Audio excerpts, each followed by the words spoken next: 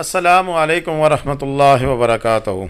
अल्लाहुम्मा सल्लि अला मुहम्मदिन व अला आले मुहम्मद कमा सल्लैता अला इब्राहीम व अला आले इब्राहीम इन्नका हमीदुम मजीद। अल्लाहुम्मा बारिक अला मुहम्मदिन व अला आले मुहम्मद कमा बारकता अला इब्राहीम व अला आले इब्राहीम इन्नका हमीदुम मजीद। लातदाद रुदोसलाम मेरे और आपके प्यारे तो सोने तो मनमोने आका हज़रत मोहम्मद मुस्तफ़ा सल्लल्लाहु अलैहि वालैहि वसल्लम पर, आपकी आल पर और आपके अस्हाब पर। जी अज़ीज़ दोस्तों, एक दफ़ा फिर आपके लिए तफसील से वीडियो बनाने के लिए मुझे आना पड़ा है और उसकी वजह आपके काफ़ी सारे सवालात थे कि रावलपिंडी से नारान किस रूट से जाया जा सकता है, मोटरवे पर कहाँ से मुड़ा जा सकता है, कहाँ क़याम किया जा सकता है, कहाँ अब नाश्ता करना चाहिए, कहाँ आपको नारान तक के खूबसूरत नज़ारे एंजॉय करने के लिए रुकना चाहिए। ये सारी डिटेल पर मबनी इस दफ़ा मैंने वीडियो बनाई है। सुबह कितने बजे मैं रवाना हुआ पिंडी से वो भी डिटेल है इस वीडियो में, और किस वक्त किस मुकाम पे पहुंचा हूँ, टोटल कितने किलोमीटर का सफ़र है रावलपिंडी टूल प्लाजे से, और कितना फ्यूल खर्च हुआ है मेरा अभी पिछले हफ्ते जब मैं गया हूँ नारान में, यानी कि आज से तकरीबन 15 दिन पहले हो गए हैं, 2 हफ्ते हो गए हैं तकरीबन। तो उसमें और सारी डिटेल मेरी आज की इस वीडियो में। शर्त यह है कि वीडियो मुकम्मल देखिएगा। कहाँ से आपने न्यू बालाकोट सिटी इंटर होना है, कहाँ रोड ख़राब है, कहाँ जम मिलेंगे, कहाँ खड्डे मिलेंगे, और नारान तक के खूबसूरत तरीन नज़ारे कहाँ कहाँ बंदा एंजॉय कर सकता है, ये सारी डिटेल मेरी आज की इस वीडियो में होगी। शर्त वही है कि वीडियो मुकम्मल देखिएगा, आपको इंशाल्लाह मायूसी नहीं होगी। और जिस तरह मैंने वीडियो बनाई है मुझे पूरी उम्मीद है कि इसमें आप वीडियो देखने के बाद फिर आंखें बंद करके आप नारान पहुंच सकते हैं। हाँ, एक ज़रूरी बात यह है कि इन दिनों नारान जाने के लिए आज मैं जब वीडियो अपलोड कर रहा हूँ तो 24 जुलाई है, 24 जुलाई 2023। तो जाने से पहले मौसम के हालात ज़रूर देख के जाएँ, क्योंकि इन दिनों मानसून की बारिशें हैं, तो मानसून की बारिशों में लैंडस्लाइड और इस तरह के जो रास्ते हैं वो फिर बहुत ज़्यादा ख़राब हो जाते हैं। तो ऐसी सूरत में आपके लिए परेशानी बन सकती है। तो बिल्कुल जी, जिन दोस्तों ने अभी तक हमारा चैनल सब्सक्राइब नहीं किया, वह बराए मेहरबानी हमारा चैनल सब्सक्राइब कर लें। इंशाल्लाह आपको इस किस्म की ज़बरदस्त वीडियो देखने को मिलेंगी, जिससे ना सिर्फ आपको फ़ायदा होगा बल्कि आपके टूर में आसानियाँ पैदा होंगी।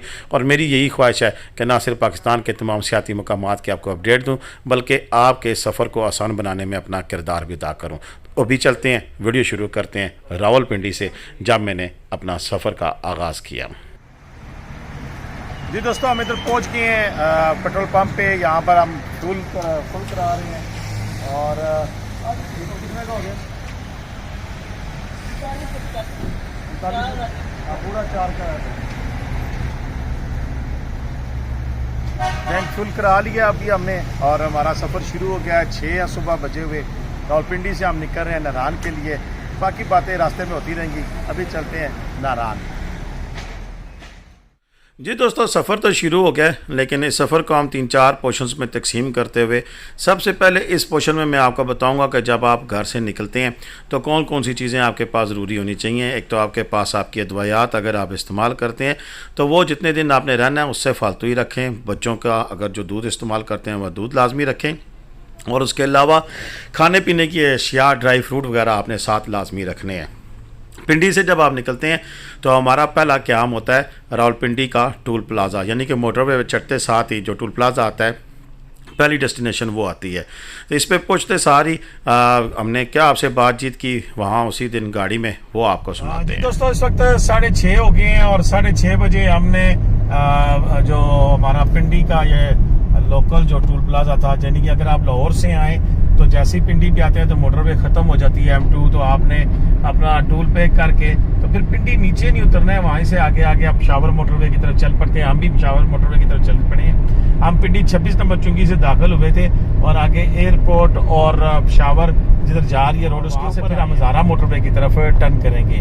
तो आपको आज की वीडियो में मैं इंशाल्लाह पूरी मुकम्मल डिटेल जो पिछली वीडियोज़ में मेरी रह गई थी वो सारी बताएंगे।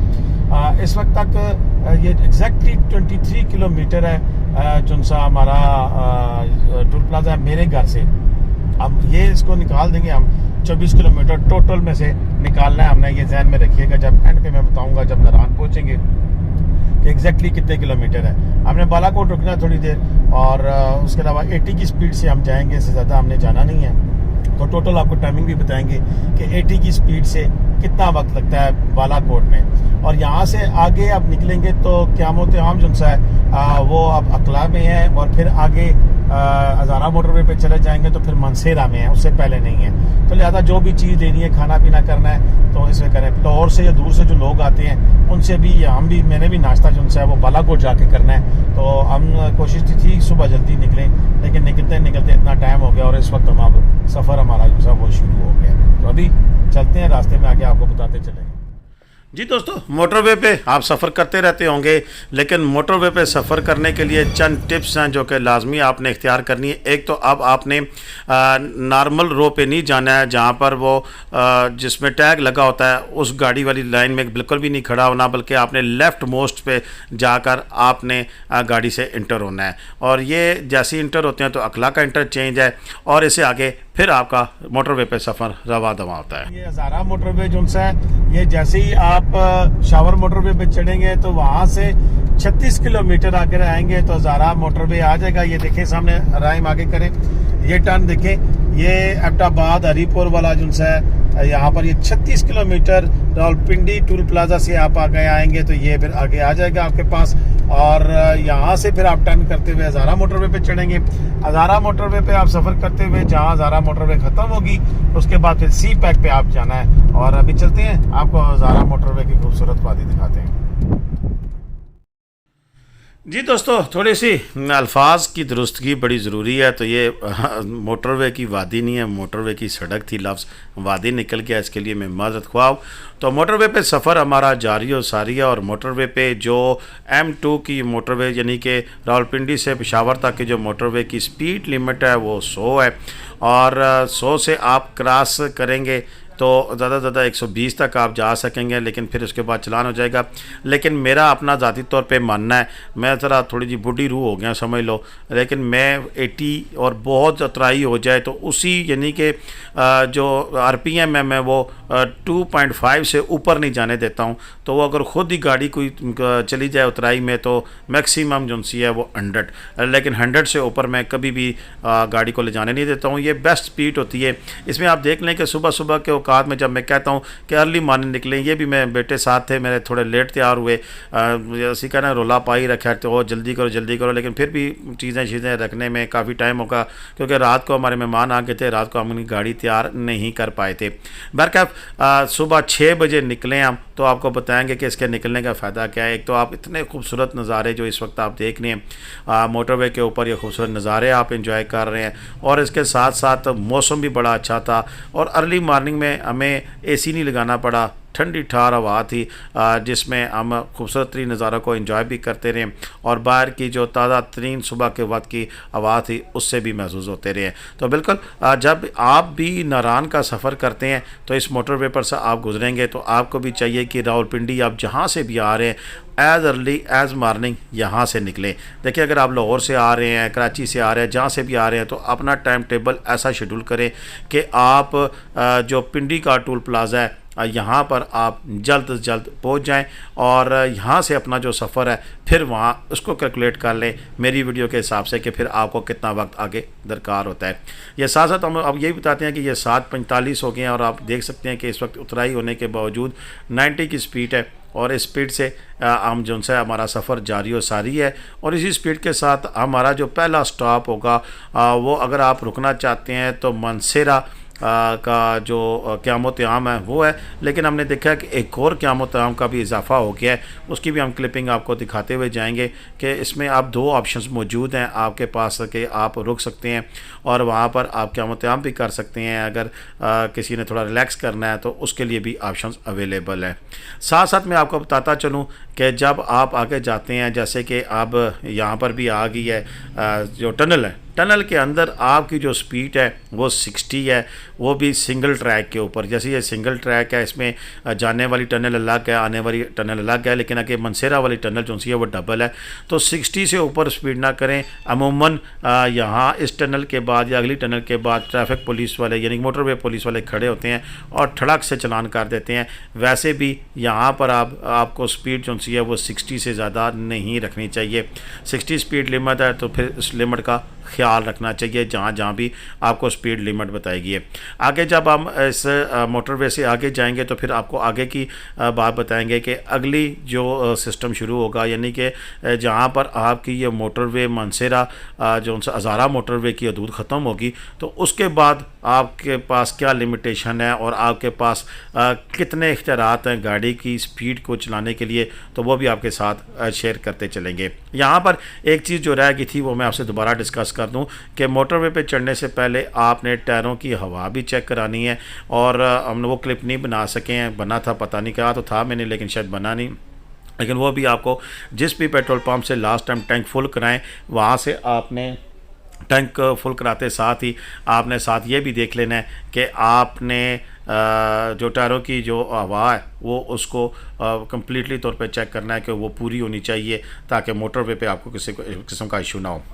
हमने यहाँ पर मनसेरा का ये जो क़यामत आम है यहाँ रुकना नहीं था, लेकिन यहाँ पर आपको पेट्रोल भी अवेलेबल है, खाने पीने की तमाम अशिया अवेलेबल हैं और उसके खाने पीने के अलावा यहाँ पर आप रुक सकते हैं, आपके साथ बच्चे हैं, फैमिली है, तो आप थोड़ी देर के लिए रिलैक्स कर सकते हैं। कुछ लोग अपने घर से नाश्ता बनाकर लाए होते हैं, वो यहाँ बैठकर आप नाश्ता भी कर सकते हैं, लेकिन हमने आगे जाना है और इस वक्त 8:45 पे हम यहाँ पर पहुँच चुके हैं। तो इस वक्त आ गया टोल प्लाज़ा और टोल प्लाज़ा से फिर क्या बातचीत मैंने की वो सुनाएं। जी दोस्तों, ये मेरे पीछे मनसेरा का इंटरचेंज है, मैं यहाँ तक पहुँच गया हूँ। सबसे पहले तो ये है कि पिंडी से जब आप चलते हैं यहाँ तक अब 200 रुपया लेते हैं, ये पर्ची आपको वहाँ से लेते हैं 200।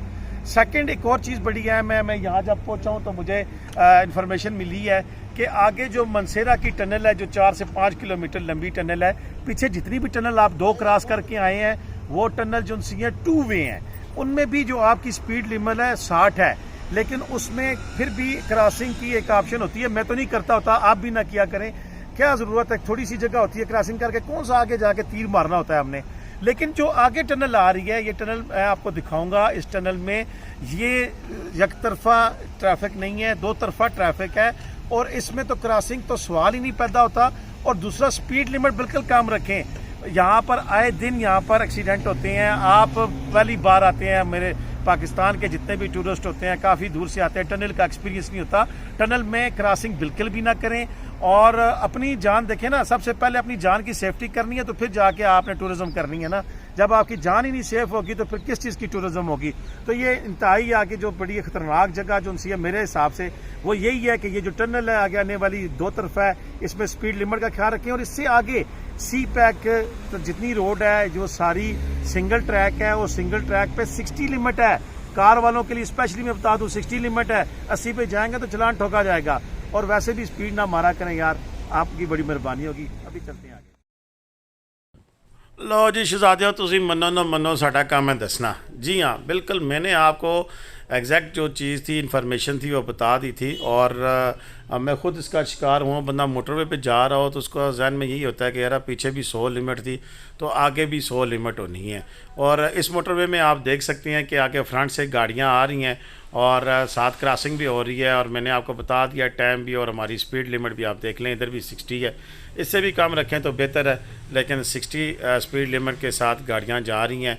और इस टनल के में हमारा सफ़र जारी और सारी है। टनल काफ़ी बड़ी है और इसके अंदर काफ़ी हादसात रुनुमा होते हैं उस सूरत में कि जब आप गाड़ी को क्रॉस करते हैं तो आगे से भी गाड़ियां आ रही होती हैं, तो फिर हादसात जिनसे हैं वो रुनुमा हो जाते हैं। तो इसीलिए मोटरवे के जो एक इंस्पेक्टर थे, जैसे ही हमने टोल प्लाज़ा क्रॉस किया तो उन्होंने हमसे रिक्वेस्ट की कि जनाब आगे आप जब गाड़ी में टनल में जाएंगे तो अपनी स्पीड इतनी रखनी है और क्रॉसिंग नहीं करनी है।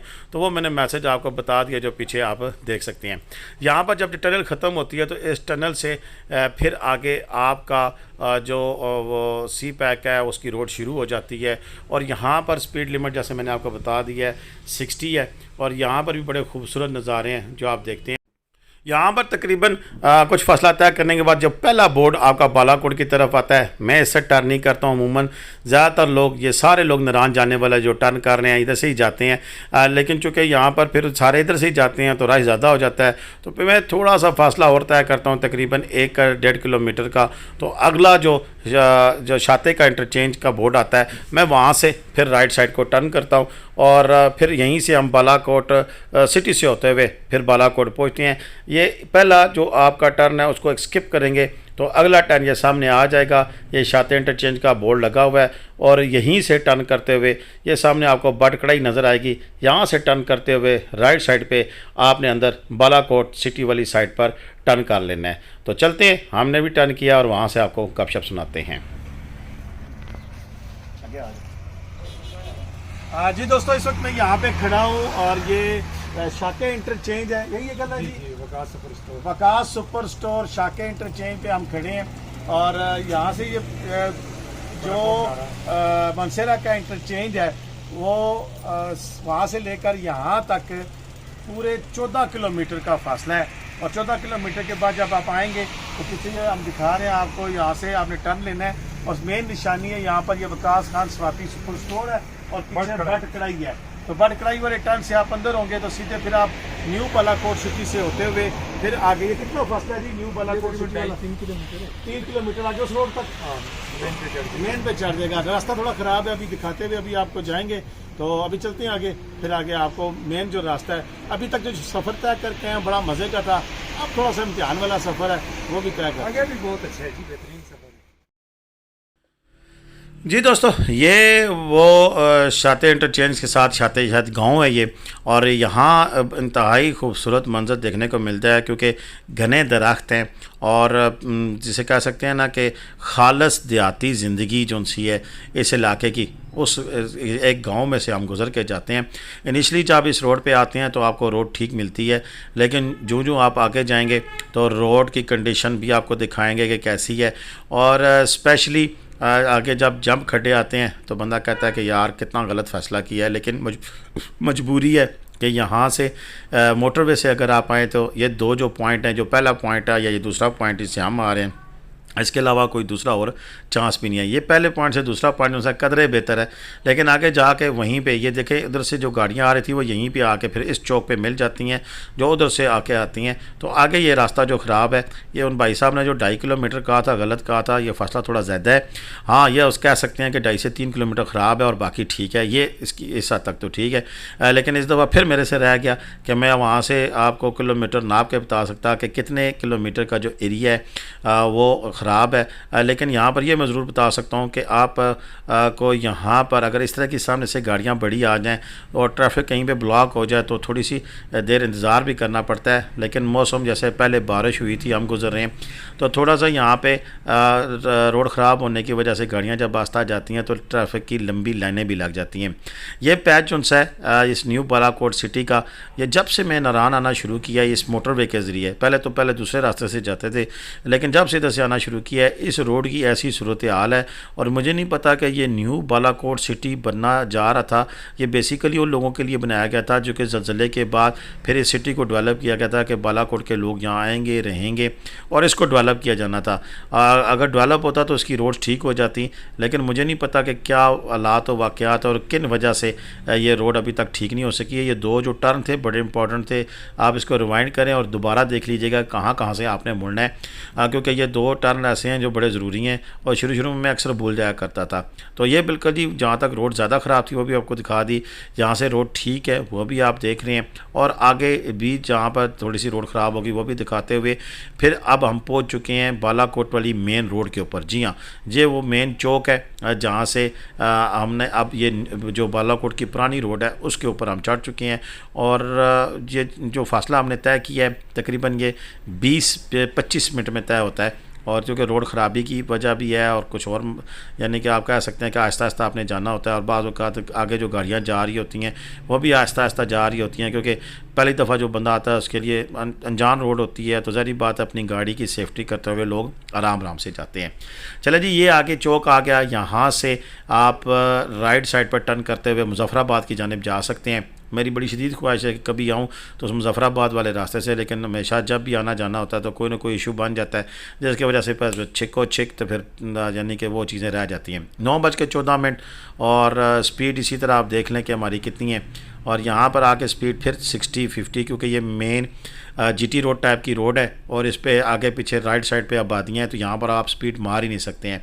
एक तो ये वजह, दूसरा ये रोड ठीक तो है लेकिन आगे जाके फिर काफ़ी ज़्यादा ख़राब भी हो जाती है और ये मुकामी जो लोग हैं उनकी क्रॉसिंग वगैरह होती है तो स्पीड तो ज़्यादा रखनी ही नहीं चाहिए। दूसरा, आपके साथ आगे गाड़ियाँ अगर लग जाएँ तो वैसे भी आप स्पीड यहाँ पे मार ही नहीं सकते हैं, तो यहाँ पर स्पीड आपकी 40 to 60 रहती है। बालाकोट का ये जो इलाका है इसमें अक्सर लोग जो आते हैं मुल्तान से, लाहौर से, तो फिर वो इस इलाके में क़याम करते हैं। यहाँ पर आगे जब हम चलते जाएंगे तो आप देखते जाएंगे कि काफ़ी ज़्यादा होटल्स मौजूद हैं। हमने यहाँ पर नाश्ता करना है अल नूर रेस्टोरेंट में और उनकी जानिब से यानी कि मुझे काफ़ी ज़्यादा फ़ीडबैक्स मिली थी कि बड़ा अच्छा नाश्ता मिलता है, तो हमारी कोशिश होगी कि आज हम नाश्ता नूर रेस्टोरेंट पे करें और यहाँ पर नूर रेस्टोरेंट पर पहुँचने के बाद फिर हम यहाँ पर नाश्ता भी करेंगे। ये तकरीबन ऑलमोस्ट हम अब पहुँचने वाले हैं लेकिन उससे पहले ये राइट लेफ़्ट आप देख सकते हैं काफ़ी ज़्यादा होटल हैं। यहाँ पर लोग अक्सर क़याम करते हैं और यहाँ पर जो रूम रेंट है वो रश के हिसाब से वेरी तो करता ही करता है लेकिन अमूमन आम नॉर्मल डेज़ में 2000 रुपये से लेकर आपको अच्छे से अच्छा होटल भी 7-8 हज़ार 10 हज़ार तक मिलता है। यहाँ पर एक बात बड़ी अहम है कि बालाकोट के अंदर अच्छी खासी गर्मी होती है और AC बाज़ औक़ात रिक्वायर्ड होता है। इनमें से बहुत कम होटल हैं जिनमें AC लगे हुए हैं, ज़्यादातर होटल नॉर्मल ही हैं जिन पे पंखे लगे हुए हैं और वहाँ पर फिर 3-4 हज़ार रुपये 5 हज़ार रुपये तक भी रूम मिलता है लेकिन जो AC वाले रूम है वो महंगे हैं। तो अभी चलते हैं नूर होटल और यहाँ से बताते हैं कि आपको नाश्ता कैसा मिलेगा। मिल्सन चने पराठे ते नाल लस्सी अल नूर होटल ते मिल्सन चने पराठे ते नाल लस्सी दिल करे ते पाई भी महंगाई किनो दिल करे ते पाई भी महंगाई करो दिन फ्रेश खाना मिलसी वो सजना नु राती डिनर ता रैश भी चाहिए किनो फिर रान का गान नु क्या देखो ऊंची पहाड़ी ते बई क्या वो गाना गाई किनो मूड़ी के अच्छो फिर सजनों वाल नूर होते वो चाय पी के थकावट बताई कि ये जी इनका ऊपर टेरेस है और टेरेस पे बड़ी ज़बरदस्त इनकी सेटिंग है। अभी तो धूप है, शाम को बड़ा ही ज़बरदस्त यहाँ पे नज़ारा है, बैठ के खाना खाने में बड़ा मज़ा आता है। बड़ा ही यूनिक सा सेटअप, इंटीरियर बड़ा प्यारा इन्होंने बनाया हुआ है, बड़ा ही खूबसूरत। यहाँ पर ये सड़क के किनारे इनका बड़ा अच्छा लॉन भी बना हुआ है, छतरियाँ हैं जिनके छतरियों के नीचे आप बैठ सकते हैं। उस तरफ एक फैमिली बैठी भी हुई है और इसके साथ साथ यहाँ पर बड़े फ़्रेश पराठे आपको और नाश्ते की तकरीबन तमाम इंग्रेडिएंट्स यहाँ पर अवेलेबल होते हैं। हमने भी यहाँ पे नाश्ता किया, माशाल्लाह ज़बरदस्त टेस्ट था। चने और स्पेशली मैंने तो दही लिया है, रास्ते में तो मैं कम ही खाता हूँ लेकिन इनके चने और आमलेट बड़ा अच्छा था। पराठे भी बड़े ज़बरदस्त थे, टेस्टी थे, बहुत ज़्यादा ऑयली नहीं थे, तो सबसे अच्छी बात जो मुझे लगी है। और यानी कि नाश्ता करके मज़ा आ गया। आप भी अगर आप आएँ तो खाना या नाश्ता यहाँ पे करें। आपको एक तो मेरे ख्याल से जो मैंने रेट लिस्ट देखी है उसके वाले से शायद आप एग्री ना करें, लेकिन जितना इनका स्टेटस है, जितना इनका मेयार है, उस हिसाब से जो रेट लिस्ट यहाँ नज़र आ रही है आपको ये देख सकते हैं और इस रेट लिस्ट के मुताबिक मुनासिब कीमत पे नाश्ता किया जा सकता है। चलें, वो तो आपकी अपनी चॉइस है, जहाँ मर्ज़ी से करें। 10:30 जनाब हो चुके हैं और हम बालाकोट शहर अब इंटर हो गए हैं। बिल्कुल नूर रेस्टोरेंट में एक और चीज़ भी है जो कि मैं अपनी पूरी वीडियो उसमें आपको दिखाऊँगा, जो मुझे चीज़ अच्छी लगी। इनके रूम्स भी हैं, वो पूरी कंप्लीट वीडियो अलग से हम आपको दिखाएंगे। तो ज़रूर जब भी आप आएँ तो पटवारी बैठक टीवी का हवाला दीजिएगा, इंशाल्लाह आपको डिस्काउंट भी ऑफ़र किया जाएगा। बालाकोट शहर के हवाले से मेरी बड़ी तमन्ना है कि पूरी डिटेल आपको बताऊं। ये शहीदों और शहीदों की सरजमीन है और इसके बारे में बहुत सारी कंप्लीट डिटेल है, इंशाल्लाह फिर किसी वीडियो में ज़रूर बताऊंगा। फ़िलहाल रास्तों के मतलब है तो ये बालाकोट अड्डा है जी, PSO का पंप है इसकी बैक साइड पर।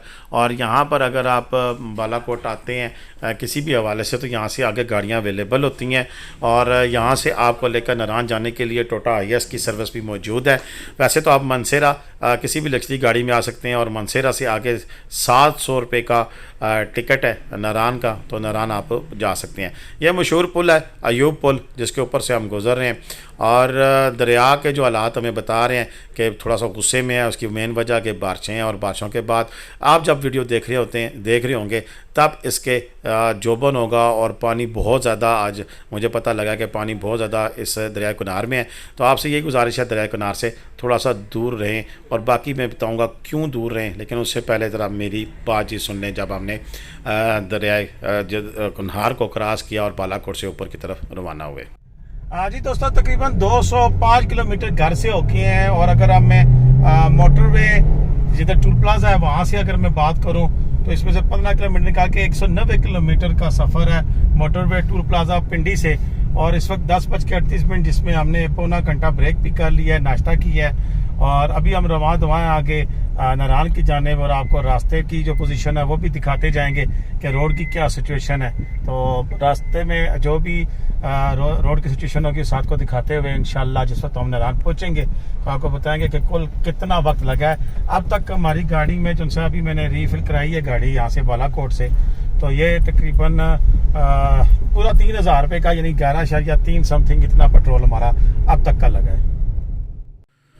जी दोस्तों, जो बातचीत होगी उसको मैं रिपीट नहीं करूंगा। बालाकोट आप पहुंच चुके हैं, और अब इस दूसरे फेस में हम आपको बताएंगे कि रास्ते में आपने कहाँ कहाँ रुकना है और कौन कौन सी खूबसूरत जगह है जिसको आपने देखना है। सबसे पहले तो बात मैं आपको बता दूं कि बालाकोट से लेके बहुसर टॉप तक 170 किलोमीटर की जो पट्टी है इंतहाई खूबसूरत मनाजर से भरपूर है। इंतहाई खूबसूरत यहाँ पर जो प्लेसेस हैं, जगह हैं, मुकामात हैं जिनको आप विज़िट कर सकते हैं। लेकिन उसको हम डिवीज़न के तौर पर लेके चलें तो सबसे पहले मैं इसी वीडियो में बालाकोट से नारायण और फिर नारायण से बहुसर टॉप तक को आपको मुकामात गिनवाता जाऊँगा। नंबर 1 पे आप रखें तो सबसे पहले बालाकोट से जो पहला मुकाम आता है वो केवाई आता है। केवाई पे आप रुकते हैं, यहाँ पर आबशार है, और आबशार पर रुकने के बाद ये बालाकोट से तकरीबन 20 किलोमीटर के बाद आती है, और ऊपर शुगरान अगर आप जाएं तो वो टोटल 26 किलोमीटर है बालाकोट से, इस जगह से जहाँ से आप गुजर रहे हैं। तो यहाँ से जब आप पहुँचते हैं तो रास्ते में बड़ी खूबसूरत आबशारें हैं और इस तरह के होटल्स वगैरह बने हुए हैं, कहीं भी आप कैंप कर सकते हैं। लेकिन जो मेन मकाम है केवाई, सेकंड पे शुगरान, तीसरा सिरी और पाया, 4 मुकामात ये आपके विदिन 20 किलोमीटर्स बालाकोट से आ जाते हैं। बाकी हम गुजरते जाएंगे, लेकिन चूँकि मेरा टॉपिक लंबा है मैं अभी से बता रहा हूँ कि उसमें फिर यहाँ से केवाई से अगला जो स्टॉप है वो पारस आता है, और पारस हो गया आपका 7वां मुकाम। और पारस में रुकने के बाद आप नीचे शराब वारस जा सकते हैं, 8 आपका मुकाम। शराब वारस की थोड़ी सी मैं डिटेल बता दूं, लेकिन उससे पहले शुगरान की डिटेल में बताना रह गया कि शुगरान की मेरी लेटेस्ट वीडियो आ गई है जिसमें आप देख सकते हैं कि आप अपनी गाड़ी में ऊपर शुगरान जा सकते हैं। नहीं तो जीप पे अगर आप जाएं तो आने जाने के 6000 रुपया, इसी तरह सीरी पाई पे जाएं 7 से 8000 रुपया आपसे लिया जाता है। शुगरान में क्या हम करेंगे, होटल अवेलेबल है नॉर्मल डेज़ में 2 से 7000 8000 तक, लेकिन रश की सूरत में 7-8 से लेकर 15-20 हज़ार रुपये तक होटल अवेलेबल होता है। शराब फारस्ट की बात करें तो शराब फारस्ट अगर आप जाते हैं तो शराब फारस्ट 12 किलोमीटर जाना पड़ता है आपको, और शराब फारस्ट को जो जीप का जो किराया है वो 7 से 8 हज़ार रुपया है। और शराब फारस्ट के जो ऑफिशियल पोर्ट्स हैं वो भी अवेलेबल है, लेकिन 7 प्राइवेट प्रॉपर्टीज़ भी अब बन गई हैं नीचे शराब फारस्ट में आपको एंटरटेन करने के लिए। इंशाल्लाह मैं कभी गया ज़रूर तो उसकी भी कंप्लीट डिटेल वीडियो बनाऊंगा। और बाकी शुगरान के हवाले से हमारी वीडियोस में इमरान साहब का नंबर मौजूद होता है, अगर आपको जीप चाहिए हो तो वो आपको दे सकते हैं। ये लंबी जो लाइनें आपको लगी नज़र आ रही हैं ये कवाई में लोगों ने गाड़ियां पार्क की हैं और ऊपर शुगरान की तरफ लोग गए हुए हैं। रश देख सकते हैं कि कितना ज़्यादा रश मौजूद है, और इस वक्त हम अब केवाई में एंटर होने लगे हैं। तो ये तकरीबन मैंने आपको प्लेसेस दोबारा गिनवाऊँ तो केवाई, शुगरान, सिरी, पाया, और उसके बाद पारस, पारस के बाद शराब फारस, तो ये 9 मुकामात तो आपको नज़दीक तरीन ही मिल जाते हैं। साथ ही अब एक और जैसे आप यहाँ से निकलेंगे तो पारस में एंटर होते ही ये केवाई है। केवाई के बाद जब पारस आएगा तो पारस में आप एंटर होंगे तो दुनिया की सबसे ऊंची और लंबी ज़िप लाइन होने का दावा किया है, वो ज़िप लाइन भी आप मौजूद हो गई है। वो भी एक अच्छा इजाफ़ा है हमारे सयाह हज़रात के लिए कि सयाह नहीं, काले नहीं, सयाह, ये मुझे लोग अक्सर तस्हीह करते हैं तो मैं लफ्ज़ बोलने में एहतियात अब करता हूँ। सयाह हज़रात जो तशरीफ़ लाते हैं तो उनके लिए एक अच्छी एंटरटेनमेंट है, तो ज़रूर जब भी आप जाएं, ये ऊपर शुगरान जाने वाला रास्ता है, और जब भी आप यहाँ पर तशरीफ़ लाएँ तो उस ज़िप लाइन पे भी जा सकते हैं। तो ये 10वां मुकाम मैंने आपके साथ गिनवा दिया है। अब देखें, जब आप पारस पहुंच जाते हैं और पारस के बाद अगर आप शराब फारस नहीं जाते हैं तो मेन रोड पे ही रहते हैं, तो पारस के जैसे ही एंड होता है तो यहाँ पर भी एक पेट्रोल पंप है, यहाँ से भी आप पेट्रोल की रीफिलिंग करा सकते हैं। तो ये ज़्यादा बेहतर है कि आखिरी पंप है, इसके बाद कोई ऑथेंटिक पंप नहीं आता है नारान तक। फिर नारान में PSO का पंप है, मैं तो यहीं से फिल कराता हूँ। और यहाँ से फिल कराने का ये फ़ायदा होता है कि अभी हमने बालाकोट से टैंक फिल कराया तो वापस इंशाल्लाह हम आसानी नारान बबूसा टॉप से होके तो यहाँ पर वापस पहुँच जाएंगे, किसी किस्म की परेशानी नहीं होगी। हालांकि इस दफ़ा जब मैं वापस आया तो हमारे साथ एक छोटा सा हाथ भी हो गया, जिसमें हमें तकरीबन 40 किलोमीटर एक ऐसा एरिया जो कि आप ख़ुद भी अभी देखेंगे आगे, एक कागान का जो 20-30 की स्पीड वाला एरिया और इंतहाई रश वाला एरिया था, वो मुझे रिपीट करना पड़ा, जिसकी मेन वजह मेरा मोबाइल जो है वो नारान होटल में रह गया था और जो मैंने वापस लेने के लिए फिर मुझे जाना पड़ा और यूँ मुझे डबल सफ़र का तय करना पड़ा। लेकिन बावजूद इसके हम बआसानी वापस बालाकोट पहुँच चुके थे पारस, और इसी पारस वाले पंप से मैंने फिर पेट्रोल की रीफिलिंग कराई थी। अच्छा जी, अब हम आगे जा रहे हैं और आगे जाते हुए ये ज़िप लाइन यहाँ से मोड़ पे आपको साइन लिखे नज़र आते हैं, इससे थोड़ा सा आप आगे जाएंगे तो वहाँ पर ज़िप लाइन है। इसके बाद ये जो अगला इलाका आता है, ये इस वक्त आप देख रहे हैं, इसमें जरीद है, मालाकुंडी है, मांदरी है, ये 3 मेन स्टॉप आते हैं। पर्सनली अगर मुझसे आप पूछें तो मैं बालाकोट रुक कर नाश्ता करने की बजाय प्रेफर करता हूँ मालाकुंडी में नाश्ता करूँ। यहाँ पर बड़ी खूबसूरत एक सैनिक व्यू है, दरिया है और ख़ूबसूरती है, और यहाँ पर नाश्ता करने में मैं ख़ुद बड़ा पर्सनली बड़ा अच्छा फ़ील करता हूँ। और ये अब मांदरी बाज़ार से अब हम गुज़रने लगे हैं। आप देख सकते हैं कि मांदरी का भी एक पूरा एक ज़बरदस्त किस्म का यानी कंप्लीट बाज़ार है, जिसमें आपको खाने पीने की तकरीबन सभी चीज़ें आपको अवेलेबल मिलती हैं। और ये बस आ रही है जी आगे से, ये आती है। मैं आपको यहाँ बातें करते हुए साथ साथ ये भी बताता चलूँ कि लोग अक्सर पूछते हैं कि क्या बालाकोट से बेसल तक कोई गाड़ी जाती है, तो उस पर मैंने वीडियो भी बनाई हुई है, आप वो वीडियो देख सकते हैं। ये बालाकोट से बेसल और बेसल से बालाकोट डेली एक गाड़ी चलती है और लोकल आप इस पर जा सकते हैं। तो बिल्कुल ही मांदरी बाज़ार का सफ़र जारी है। जो लोग अपना कोई खाना पीना करते हैं उन यहाँ से सिलेंडर रीफ़िल करा सकते हैं आप। इसके अलावा यहाँ से आपको मटन, बीफ, उसके अलावा चिकन वगैरह तमाम तर सहूलियात मुयस्सर हैं इस छोटे से बाज़ार में। और मैं जो रिकमेंड करता हूँ कि आप मालाकुंडी या मांदरी में ठहरें, तो उसकी मेन वजह भी यही होती है कि आप बालाकोट ठहरने के बजाय अगर यहाँ आ जाएँ तो ये बालाकोट से हार्डली तकरीबन घंटे से 1.5 घंटे का रास्ता है जो आप तय करके आते हैं। और यहाँ पर फिर एक एकदम से टेम्परेचर चेंज होता है, क्योंकि बालाकोट में मैंने पहले भी आपको बता दिया कि वहाँ पर गर्मी होती है और गर्मी में फिर रहना मुश्किल हो जाता है। तो जब इतनी दूर से आप आते हैं और थोड़ा सा टाइम मैनेज अगर कर लें तो 1.5 घंटा मज़ीद सफ़र करके इन खूबसूरत इलाकों में पहुंच सकते हैं। और यहाँ पर एक नहीं, दो नहीं, काफ़ी सारे होटल्स मौजूद हैं। इंशाल्लाह मैं प्रोग्राम है कि अगले नेक्स्ट जैसे ही ये बारिशें कुछ थमती हैं, कुछ मौसम बेहतर होता है, तो मैं ज़रूर जाऊँगा और कुछ नए होटल्स आपको इंट्रोड्यूस कराऊँगा ताकि आपको पता लग सके कि यहाँ पर मज़ीद भी अच्छे होटल्स मौजूद हैं और मैं आप काम कर सकते हैं। और रीज़नेबल होटल्स हैं, कोई इतने ज़्यादा किराए नहीं होते हैं। हाँ, बहुत ज़्यादा रश की सूरत में फिर ज़रा इनका ग्राफ भी ऊँचा हो जाता है, लेकिन रीज़नेबल प्राइस में यहाँ पर आपको होटल्स अवेलेबल होते हैं और आप यहाँ पर रुक सकते हैं और इन होटल्स में खाना वगैरह खा सकते हैं। चलें जी, आप एक चीज़ तो मैं आपको क्लियर करता चलूँ कि यहाँ से पारस के बाद फिर जो मांदरी और मांदरी के बाद एक इलाका आता है खनिया का, जहाँ पर आपको बड़ा मशहूर एक खनिया का होटल भी है और उसको वो भी लोग उसके वजह से जानते हैं। लेकिन यहाँ से लेके तो अब आगे नारान तक का आपका इम्तिहान है। बिल्कुल, मैं इसमें कोई दो राय नहीं है कि यहाँ से आगे रोड जो सी है बड़ी बम्पी है, यहाँ पर खड्डे जंप बहुत ज़्यादा हैं और इस पूरे इलाके में जगह जगह आपको बरसाती नालों की वजह से लैंडस्लाइड्स का भी सामना रहता है और काफ़ी सारे मसले मसाइल हैं। और यहाँ से आगे आप स्पीड लिमिट आप यही समझ लेंगे 20 बमुश्किल 30, और ये सारे इलाके में इस वजह से भी हाईलाइट कर रहा हूँ कि अगर ये मेरी वीडियो कोई आई ऑफिशियल देख रहा हो तो प्लीज़ इन जगह को रीफ़िल किया जा सकता है, मट्टी से ही कर लें, कैरी से कर लें। यहाँ की अपनी जो दरिया में से जब आते हैं तो बड़ी बारीक सी वो कैरी टाइप की चीज़ होती है, छोटे छोटे पत्थर होते हैं, कम से कम वो डालकर रीफ़िल कर दें ताकि थोड़ी सी जगह स्मूथ हो जाए और गाड़ियों को गुजरने में आसानी हो। इनमें से अक्सर ऐसे मकामात हैं, अक्सर से मुराद ये है कि 5 से 6 ऐसे पॉइंट हैं जब अब आप आगे जाएंगे तो उसमें तकरीबन 1 वे क्रॉसिंग या इंतहाई आहिस्ता गाड़ी गुजारने वाली जगह है और जिनकी वजह से फिर थोड़ी सी ट्रैफिक ब्लॉक हो जाती है, गाड़ियां ज़्यादा हों। जैसे कि एक ये मुकाम है, आप इस मुकाम पे देखें कि यहाँ पर काफ़ी ज़्यादा खड्डे बने हुए हैं और बड़ी रिंग कर गाड़ियाँ चल रही हैं। ऐसे में अगर आप जा रहे हैं और साथ से कोई भाई साहब 4x4 वाले आ रहे हैं और तिरखे जिसे हम कहते हैं, जिनको ज़्यादा जल्दी होती है, तो बीच में आके वो पंगा करते हैं और यूं ये जो जगह होती हैं इन जगह से फिर ट्रैफिक ब्लॉक हो जाती है और फिर लंबी लाइनें लग जाती हैं, और जिससे फिर हम लोग कहते हैं नहीं जी हम इतने घंटे जो उनसे यहाँ पर ख्वार हुए हैं। तो जिसकी मेन वजह यही है। तो ये दरख्वास्त है। दूसरा, ये लैंडस्लाइड देखें साइडों पर पड़ी हुई है, ये भी है कि यार प्लीज़ इसको हटाया जाए ताकि बड़ी आसानी के साथ, ये मशीनें खड़ी हैं काम तो कर रही हैं लेकिन थोड़ा सा जल्दी काम करें, ज़रा रैपिड तरीके से करें ताकि ये जो लोग हमारे इन खूबसूरत इलाकों को देखने के लिए आते हैं तो उनके लिए थोड़ी सी आसानी हो जाए। बहरहाल जी, ये जो फेस है हम गुजार रहे हैं, इसमें से कुछ ऐसा फेस है कि पारस से जब आगे जाएंगे और कागान से डैम साइड शुरू हो जाएगी तो वहाँ जनाब हमारे पर चलते हैं। और पर चलने की मेन वजह यह है कि वहाँ पर लिखा हुआ जगह जगह पे यहाँ पर वीडियो बनाना मना है। कुछ हमारे यूट्यूबर दोस्त जो उनसे हैं शायद कम इल्मी की वजह से वो वीडियोज़ पोस्ट कर देते हैं, लेकिन ये कतन दुरुस्त नहीं है कि जहाँ पर गवर्नमेंट ने मना किया है और वहाँ की वीडियोज़ बनाई जाएँ।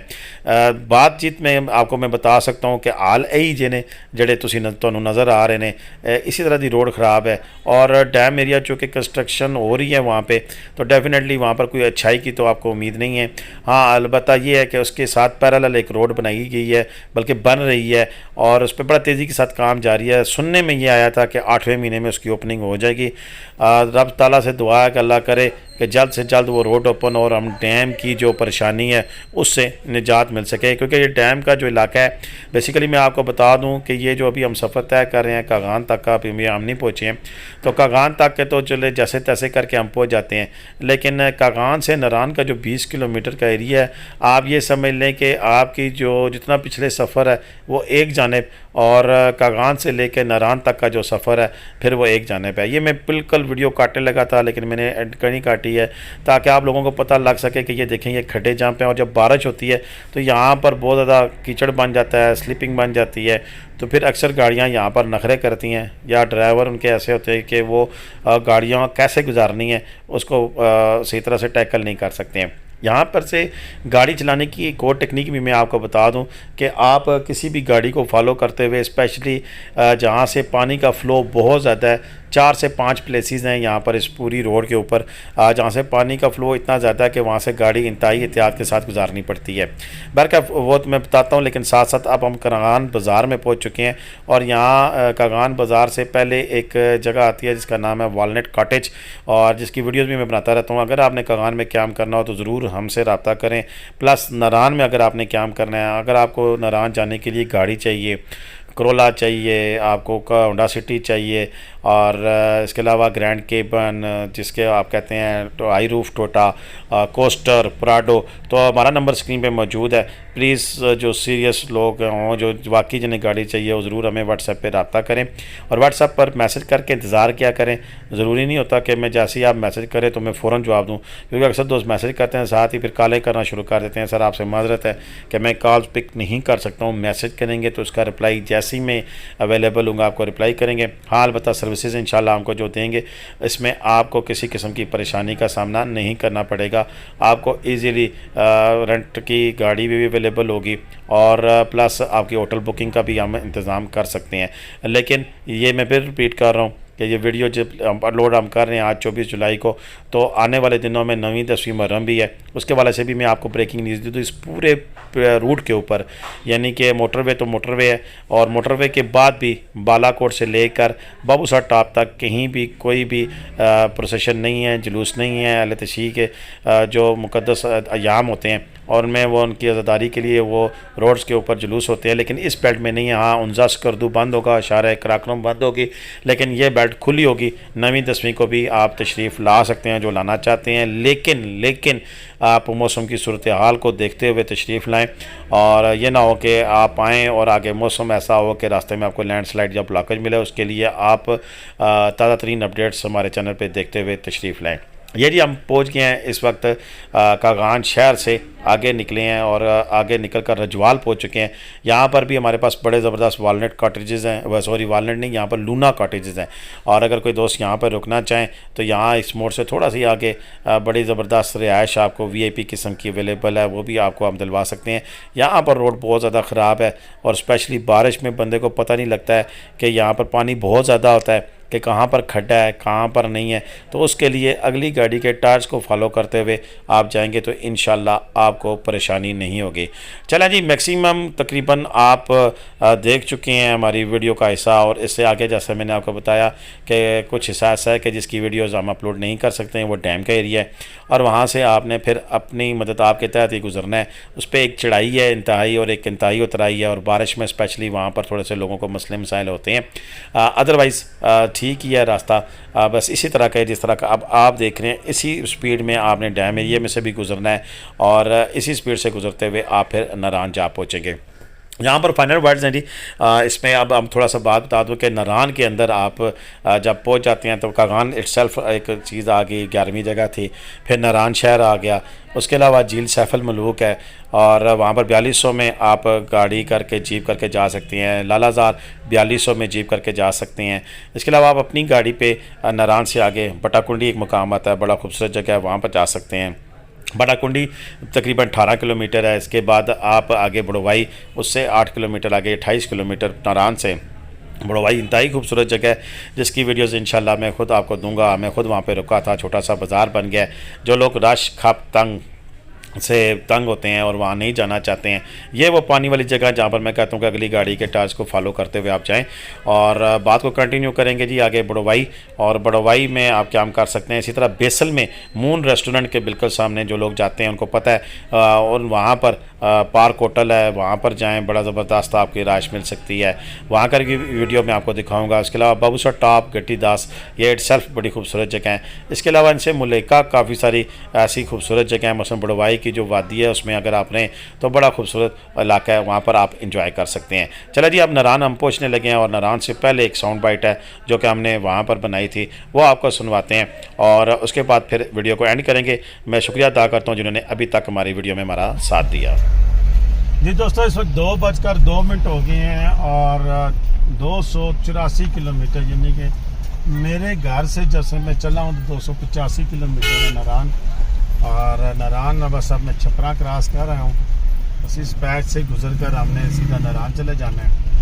और नारान हम इंटर होंगे, देखेंगे हमने किस साइड से, बाईपास वाली साइड से जाएंगे या मेन बाज़ार से, ये अभी देखते हैं क्या सेटअप बनता है। इन्होंने वैसे वन वे भी किया होता है, हो सकता है हमें मेन नारान बाज़ार वाली साइड से न जाने दें, तो बाईपास से होकर हम गुजरेंगे, लेकिन अभी देखते हैं क्या सीन है।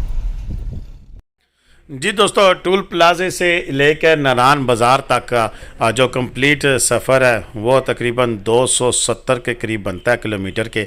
और इसी तरह बाबूसर टॉप आगे 65 किलोमीटर है।